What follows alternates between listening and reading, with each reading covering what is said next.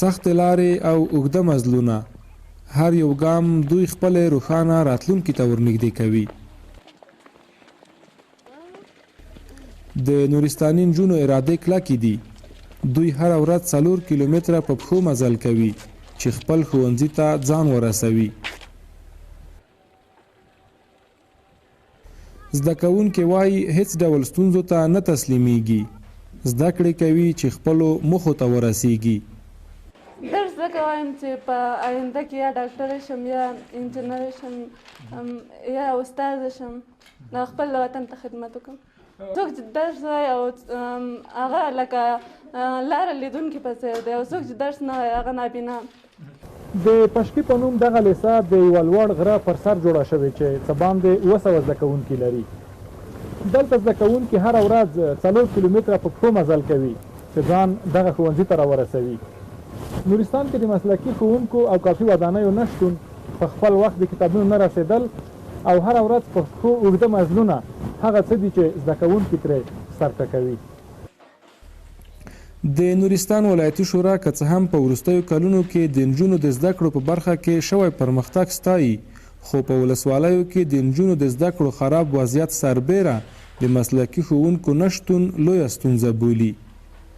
مکتب کې ډېر ښه دی، استادان هم ښه دی، مدیر هم ښه دی، خو تګ او راتګ کې ډېر لرې ولایت نه راځو، بس 2 غنټې پورې دې ځای کې نه رسېږو، خو ډېر لرې دی. باید لار هم سړک جوړ شي او هر چا دا مکتب هم ډېر جګ دی، باید بازار کې ښه ځای کې مکتب جوړ شي.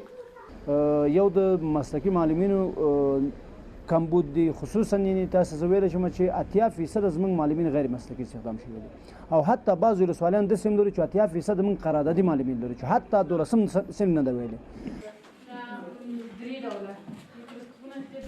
شازیه د مرکز پرون په پشکي لیسه کې د بیولوژي ښوونکې ده. هغه وایي د خپل وس سره سم هڅه کوي نجونو ته یو څه ور زده کړي، او سره له دې چې دوی مسلکي نه دي، خو پوهنې وزارت یې د ظرفیت لوړونې لپاره هیڅ پاملرنه نه ده کړې. مسلکي استادان چې صرف خپل د کتابونو نه استفاده کولی شي، بعد د هغې نه موږ سیمینارونه لرو چې سیمینارونه کې چې برخه واخلي استادان، خپله پوهه کچه لوړه کړي، او لابراتوار نه لرو، نور دغه لارښود کتابونه هر څه موږ نه لرو.